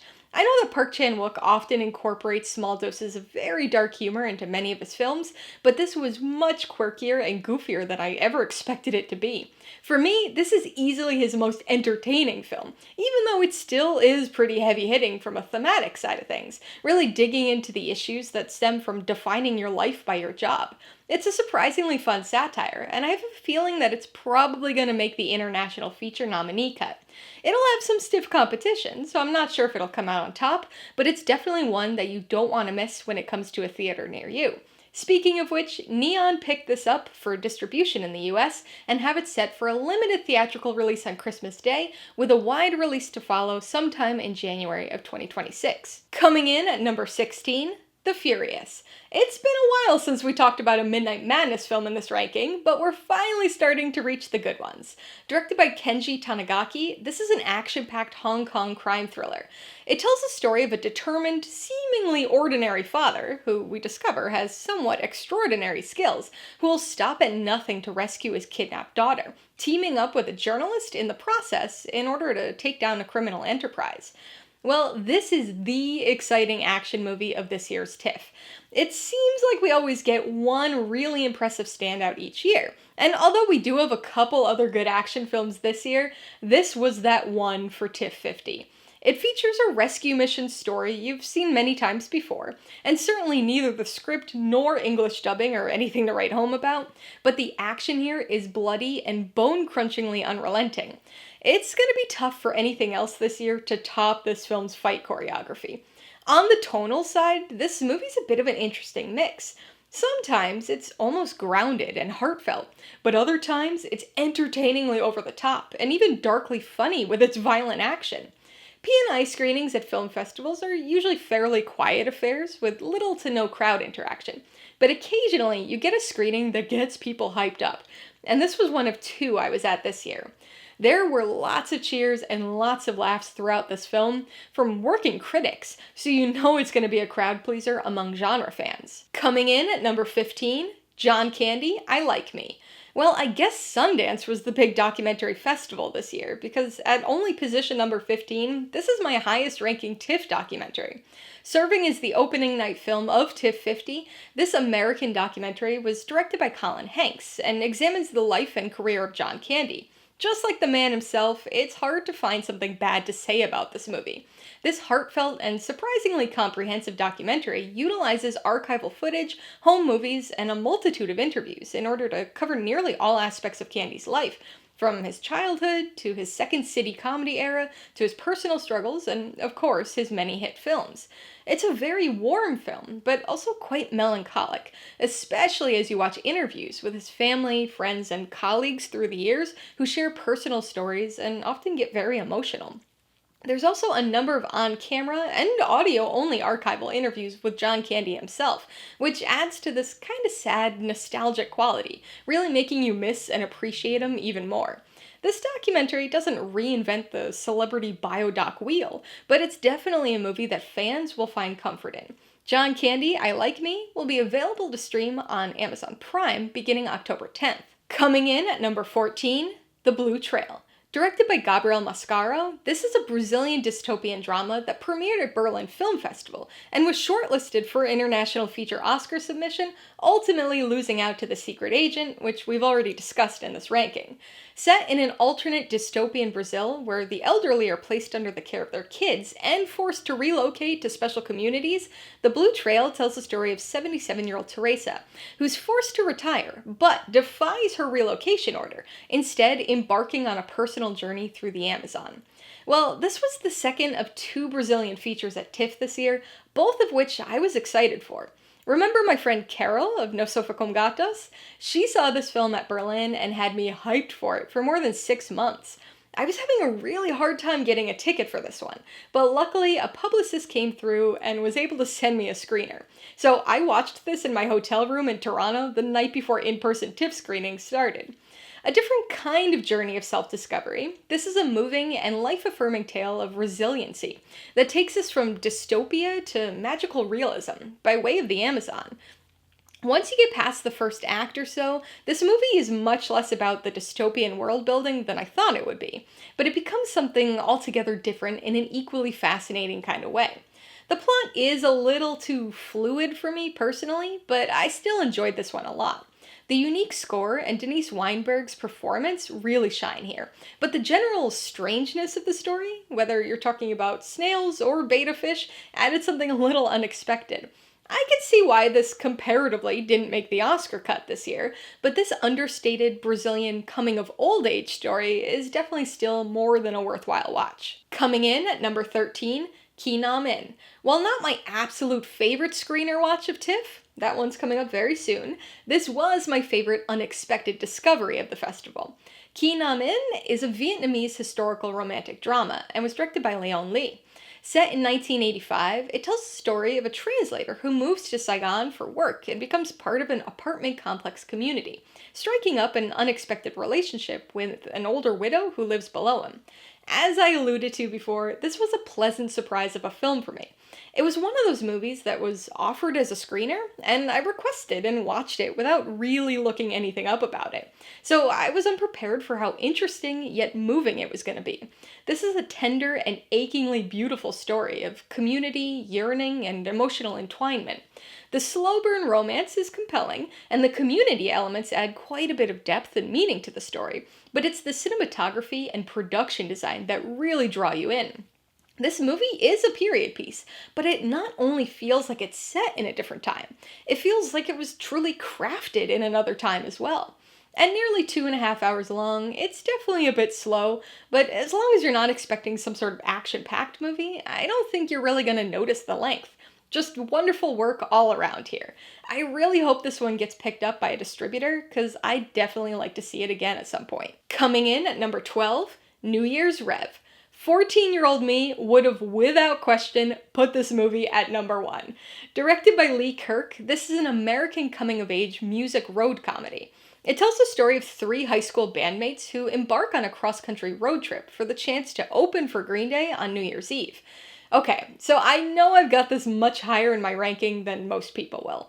And it's honestly probably higher than it deserves from a critical standpoint, but with a movie like this, I can't just watch it from that critical standpoint. As a teenager, I was a huge Green Day fan. Honestly, I'm still a pretty big fan, especially of their older stuff, but I cannot stress to you how much I used to listen to them. Seriously, just look at my music stats on Last.fm from 20 years or so ago, and you'll see the scale of insanity we're talking about here. And this is very much a Green Day fans movie. Billy Joe, Mike, and Trey all feature in the film, and the band plays themselves, but this story is more Green Day adjacent than actually being about the band. Instead, it's more of a coming-of-age teen road movie. The story itself is simple, predictable, and very repetitive, so non-fans won't have that much to grab onto here, but Green Day fans are gonna love this. It's a movie that draws upon dozens and dozens of references to decade-spanning Green Day lore, which will surely excite anybody who used to frequent Green Day Authority's trivia page in the mid-2000s. I think my friend Carol must have had a bruise on her arm by the end of this movie with how much I was excitedly tapping her every time I knew something Green Day related that was gonna happen. And then the Green Day filled soundtrack is a wealth of musical favorites, even pulling out some slightly more obscure cuts like Hoshinka, Babs Uvula Who, and even Dominated Love Slave. Like I said, this won't be anything special for the average filmgoer, but all of these individual Green Day pieces come together to make for an extremely fun film for members of Idiot Nation. Coming in at number 11, Noviembre. Well, here we have it, my highest ranking screener watch of the festival. This single-location dramatic historical thriller is a Colombian co-production and the directorial debut by Tomás Corredor. Based on true events, it tells the story of the 1985 Palace of Justice siege in Bogota, Colombia, where a guerrilla group held judges and other staff members hostage in a bathroom while the military attacked the building. I was vaguely aware of Colombia's political strife, but I had never heard of this particular siege, so I was really intrigued by the film's premise. It's largely a single-location thriller, primarily set within a single bathroom, though it does occasionally cut outside to actual real news footage from the event. With that bathroom setting, this is a tense, cramped, and claustrophobic film that truly makes you feel like you're right there next to the row of sinks with all of these characters. It's an absolutely gripping historical thriller, full of chaotic events, and is an excruciatingly tense true story that explores the human side of political turmoil, generating much more character-centric empathy than is typical for a film of this genre. Coming in at number 10, Normal. Well, we've finally hit my top 10 of the festival, so it's only fitting that we're kicking off the homestretch with a Midnight Madness film and one of my most anticipated. Directed by Ben Wheatley, this is an American action comedy crime thriller written by Derek Kolstad, writer of both the John Wick and Nobody franchises. Normal stars Bob Odenkirk as a mild-mannered interim police chief who discovers deep-seated corruption in the sleepy town of Normal, following a botched bank robbery. I imagine that I've got this one ranked a bit higher than other people will. I seem to be much more positive on this than most others were coming out of the P&I screening, but I had a really great time with this film.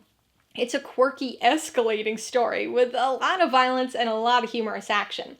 It's a little Nobody, a little Fargo, a lot of Hot Fuzz, and a dash of Free Fire, with some Yakuza thrown into the mix too, 'cause why not? Basically, Normal is exactly what you'd expect from a Derek Kolstad written, Ben Wheatley directed, Bob Odenkirk led action film. Perhaps it wasn't the best suited movie for the festival crowd, but once this excessive and silly action comedy gets going, it's basically one big extended, entertaining shootout. Magnolia Pictures has picked this one up, and although there's no scheduled release date yet, it seems likely that it'll hit theaters sometime next year. Coming in at number 9, Sentimental Value. Directed by Joachim Trier, this is a Norwegian co-produced drama starring Stellan Skarsgård and Renate Reinsve. It tells the story of two sisters who reunite with their estranged father after the death of their mother, at which time he offers one of his daughters a role in an autobiographical film he's directing. This is yet another movie that premiered at Cannes, and is Norway's selection for Best International Feature Film at next year's Oscars. So this was actually my first in-person film of TIFF50. I had seen about a dozen or so screeners ahead of the festival, but this is the movie that kicked off Thursday morning of week 1 for me. It's a heavy, yet frequently humorous film that blends artistic expression with generational trauma. Father-daughter and sisterly bonds are both explored in emotionally complex ways here in this well-acted family drama about home and the reverberating echoes of the past. I've got to admit that I wasn't quite as excited going into this movie as most of my colleagues seemed to be, but I came out actually liking it a bit more than I liked The Worst Person in the World 4 years ago. Even though this is still a very emotionally resonant and kind of downbeat story, I found myself a little more in line with it for some reason, and able to connect with the story and characters on a deeper level. Neon has the US distribution rights for this one, and will be releasing it in theaters on November 7th. This is another film that I'm fairly certain will actually make the cut for Best International Feature nominee, so if you're an Oscars completionist, you'll definitely want to catch this one when it's in theaters near you. Coming in at number 8, Roofman. This American based on a true story crime comedy drama was directed by Derek Cianfrance, who previously made the tonally very different Blue Valentine and The Place Beyond the Pines. Roofman tells the story of a spree robber who escapes from jail and proceeds to evade capture by living in a Toys R Us, even becoming an active part of the local community. So this was one of the few world premieres I attended at TIFF this year. It was just the way the ticketing worked out, but if I was only going to have a few, I'm glad that this was one of them. Because after 5 years of covering TIFF, I finally was able to watch my very first movie in Roy Thompson Hall. So I've now officially watched a film in every active TIFF and Sundance venue. Roofman is an incredibly fun, crowd-pleasing movie that's broadly enjoyable and very likable. Although it's quite a funny movie, it's not exactly the throwaway comedy that its poster makes it look like. Channing Tatum is great here as the titular Roofman. He's funny, charming, endearing, and really gets you rooting for the bad guy.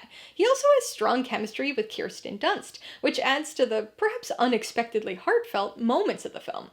Admittedly, the script isn't anything spectacular, and this film does feature some extraneous plot lines and a number of underutilized characters, like Lakeith Stanfield's and Juno Temple's. It also somewhat frustratingly doesn't really dig into the broader themes it introduces, but it does excel in telling its entertaining, crazy but true story. Roofman drops into theaters on October 10th, and I already have a full-length review for it available, so you can check that out right here or click the link in the description below after you finish this ranking. Coming in at number 7, It Was Just an Accident. Not only is this another film that premiered at Cannes back in May, but it was actually the Palme d'Or winner. Directed by Jafar Panahi, this French and Iranian darkly comedic crime thriller is France's selection for Best Feature Film at next year's Oscars. It tells the story of an ex-political prisoner who thinks he recognizes his former torturer and sets in motion a kidnapping plot with several other former prisoners. Morality and political repression in Iran are common themes that pop up in Panahi's films, something that has actually resulted in his imprisonment and filmmaking ban in the country. But that has not stopped him, and he actually filmed this movie in secret without a permit. It Was Just an Accident is an impactful revenge film that brilliantly weaves the lasting pain of the past with the conflicted feelings of the present. It's an incredibly tense movie, but also a surprisingly funny one given the darkness and weight of its subject matter. Boasting a strong ensemble and an ending that's sure to hauntingly stick with you, this cinematic act of rebellion is another film that I'd be very surprised not to see in the final list of nominees for Best International Feature at the Oscars next year. Just like the last several Cannes winners, Neon has got a hold of this one, and will be releasing it in theaters on October 15th. Coming in at number 6, Obsession. Well, we've hit my favorite horror film of TIFF50's surprisingly weak slate, but not my top Midnight Madness movie. That's still to come. The directorial debut by Curry Barker, Obsession is an American horror comedy that focuses on a 20-something-year-old who wishes for his childhood friend to fall in love with him. Unfortunately, supernatural enchantment causes this wish to have some unintended results. This was such a fun movie. It's gruesome, it's funny, it's tense, bordering on actually scary at times. Although the story's a little bit different, and the tone much more darkly humorous, this movie reminded me quite a bit of Talk to Me. Genre fans are fittingly gonna be obsessed with Obsession. It's an extremely dark horror comedy that takes the classic monkey's paw storyline and uses it to explore consent, codependency, and manipulation, all while delivering unsettling tension and some gnarly gore. It's a film that has a number of unexpected moments, but it also uses established horror tropes to increase your anticipation during certain scenes, somehow delivering exactly what you expect in a way that still feels exciting and fun. I had mentioned earlier that the P&I screening of The Furious was pretty fun and interactive, but that there was another P&I that was also pretty rambunctious. It was this one. In fact, this was the best P&I screening I've been at in a long time, with the crowd really getting into the film. It was completely packed, to the point where they wouldn't even let people leave to go to the bathroom without forcing them to give up their seat. But it was a lot of fun, with a ton of entertainingly collective exclamations throughout the movie. It's the kind of film that you'd expect to be picked up by A24, Neon, or even IFC, but interestingly, Focus Features of all distributors got a hold of this one. There's no scheduled release date yet, but I'd be very surprised if this didn't hit theaters in the near future. Coming in at number 5, Sirāt. We made it to my top 5. We're in the home stretch now. So, of course, we've got to talk about another movie that premiered at Cannes this year. Directed by Oliver Lax, this is a Spanish and French mystery thriller drama, and was selected as Spain's pick for Best International Feature Film at next year's Oscars. Sirāt tells the story of a man who, along with his young son and dog, searches for his missing daughter among a rave community in the Moroccan desert. My number 5 movie of the festival, and to think that I almost didn't bother watching this one. I'll admit that the little plot blurb and especially the avant-garde tag on TIFF's website had me pretty disinterested. Luckily, the rave reviews out of Cannes were what convinced me to give it a shot, and obviously I'm extremely glad that I did. The first day of TIFF this year was a very heavy day when it came to thematic content, with this being my second in-person screening, immediately after Sentimental Value, and right before both The Secret Agent and It Was Just an Accident. Sirāt is a road movie unlike any other. Driven by its pulsating electronic score and visceral sound design, this bleak and excruciatingly tense drama starts as one thing, but gradually transforms into something extremely different. My advice to you is to go into this movie as blind as possible. Do that and you'll come out shocked and rattled to your core. This one's another neon movie, and it'll have an extremely limited theatrical release on November 14th before opening wide in January of next year. Coming in at number 4, Nirvanna the Band, The Show, the Movie. Directed by Matt Johnson, this Canadian sci-fi action comedy mockumentary was my surprise favorite from the Midnight Madness program this year. It stars Matt Johnson and Jay McCarroll as fictional versions of themselves, who create elaborate schemes to try to book a gig at the Rivoli in Toronto for their band and find themselves on a time travel adventure as a result. I had been vaguely aware of this movie since its premiere at South by Southwest in March. I didn't really know anything about the plot, but I was familiar with the mouthful of a name and also knew that seemingly everybody I talked to absolutely adored it. This film is based on a TV series, which in turn was based on a web show, neither of which I've ever seen. And I'll admit that the little plot blurb I read about this movie didn't really get me particularly enthused. So I was mostly watching it just because I had heard good things, which rarely results in a favorite for me. But surprisingly, I really loved this ridiculous wild film. Enjoyable for Toronto locals and regular TIFF attendees alike, this movie features a series of recognizable Toronto locations and street corners, incorporating them into the story in a partly scripted, partly on-the-streets interactive improv style.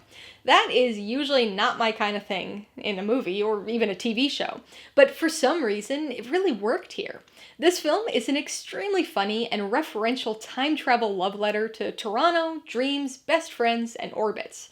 Matt and Jay are taking the movie on a 14-city tour from October through December of this year, but Neon picked up the film after South by Southwest and will likely be releasing it theatrically sometime early next year. Coming in at number 3, Tuner. Starring Leo Woodall, Dustin Hoffman, and Havana Rosalio, this American romantic crime thriller premiered at Telluride and was directed by Daniel Roher as his narrative feature debut. It tells the story of a young piano tuner with a hearing sensitivity condition who discovers that he possesses a unique safe-cracking ability and subsequently gets pulled into a criminal enterprise as a result.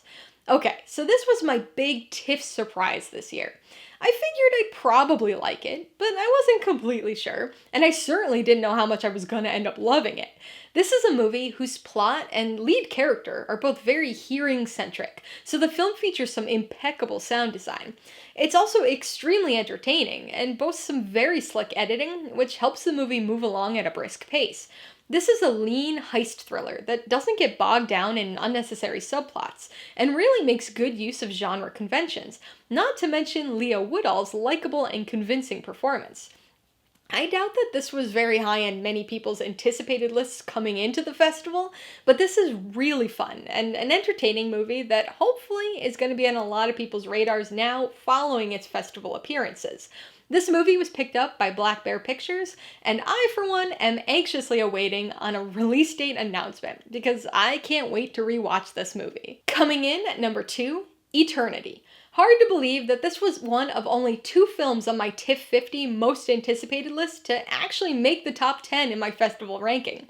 Directed by David Frayne, this is an American romantic fantasy comedy drama starring Miles Teller, Elizabeth Olsen, and Callum Turner. When an elderly couple both die within a week of one another, they find themselves entering an afterlife junction, where they're given the opportunity to choose where and with whom to spend their eternity. What initially seems like an easy, obvious choice becomes a much more difficult decision when they discover that the wife's first husband, who died in the Korean War decades before, is still at this junction mansion, awaiting her arrival. For whatever reason, I love afterlife as bureaucracy movies, and this is the latest entry into that film canon, with excellent fun world building that sort of reminded me a bit of Defending Your Life. This inventive film blends comedy, romance, and fantasy to explore love, life, and difficult choices. The leading trio all deliver strong and funny performances, which are only added to by the entertaining additions of Davine Joy Randolph and John Early as competitive afterlife coordinators. This is a very funny movie, but it's also got a lot of heart to it as well, as an afterlife love triangle plays out and all three characters reminisce about the lives they had, or almost had. One of the fun consequences of this film was that it sparked people asking one another what afterlife you'd choose if you found yourself in this limbo junction. And the answer that most critics gave? An eternity in a movie theater, of course. A24 produced this film and will also be handling distribution, beginning with a limited theatrical release on November 14th before opening wide on November 26th. So that means my number one TIFF50 film is Bad Apples. I realize there's probably a pretty good chance you're sitting there thinking, huh? Bad what? I don't think this is a movie that a lot of people have been talking about, but wow did I enjoy this one. Directed by Jonathan Etzler, this is a British dark comedy thriller based on a Swedish novel, Die Onskade, by Rasmus Andersson. Saoirse Ronan stars as an elementary school teacher struggling with one violently unruly student, who makes a series of choices that lead to that student's disappearance, something that almost nobody seems to mind. Okay, so I know I just said a few minutes ago that Tuner was my biggest surprise at the festival, but honestly, this one probably was. I suspected I would definitely like this movie and thought I would enjoy it more than Tuner, but I definitely didn't think that this would be my number one of the festival. I mean, it didn't even make my top 10 most anticipated. As many of you know, in addition to reviewing films, I also teach college biology, so I might be a little biased towards an extremely dark comedy about a teacher. But it's hard not to be drawn to the familiarity of this teaching situation here, including the stuff that teachers have to face from not only the kids, but also the administration. This is an extremely dark movie, and certainly won't be funny to everyone, but it repeatedly subverts expectations, providing for some interesting satire and allowing unexpected thematic components to come into play. I thought this movie balanced its tone amusingly well. It's darkly comedic, but it's also extraordinarily tense, being both exciting and almost uncomfortably stressful at the same time. Saoirse Ronan is fantastic here, and her funny, dark, and perpetually exasperated performance might actually be one of my favorites from her, which is obviously saying something. I suspect that some people will argue otherwise, but I think Bad Apples is most definitely a deliciously ripe movie. Republic Pictures is set to be handling distribution, but as of right now, does not have a scheduled release date for the film. Alright, so that's my ranking of all 67 movies I saw at TIFF50. A couple quick stats that I thought were interesting and threw together. Of the 67 TIFF movies I watched this year, I saw 40 in the theater and watched 27 as screeners. 22, or just about a third of the films, were directed by women, 18 were feature directorial debuts, and only 3 were documentaries. I watched films from 42 different countries in 22 different languages. 8 were Canadian films, and 8 other movies have been selected as their country's submissions for Best International Feature Film at next year's Oscars. Alright, so which of these 67 movies are you most looking forward to seeing? And which of these do you want to see me do full reviews for? Be sure to let me know in the comments below. Remember, I've already reviewed some of these movies and have many, many more on the way, so you could check those videos out if you want some more in-depth discussion of each, as well as my ratings, pros and cons, and even tailored film recommendations. And if you're interested in buying any of these movies, I will have affiliate links for some of them in the description below. I get a small commission from anything you buy using one of my links, so I'd really appreciate it if you'd use them if you're in the market for any of these movies or anything else. Alright, so if you got some enjoyment, insight, or information out of this festival ranking, I'd appreciate it if you'd hit that like button. And if you haven't done so already, please hit subscribe if you're at it to see more rankings like this, as well as movie reviews. Till next time, this has been Alyssa with Mainely Movies. The way life should be.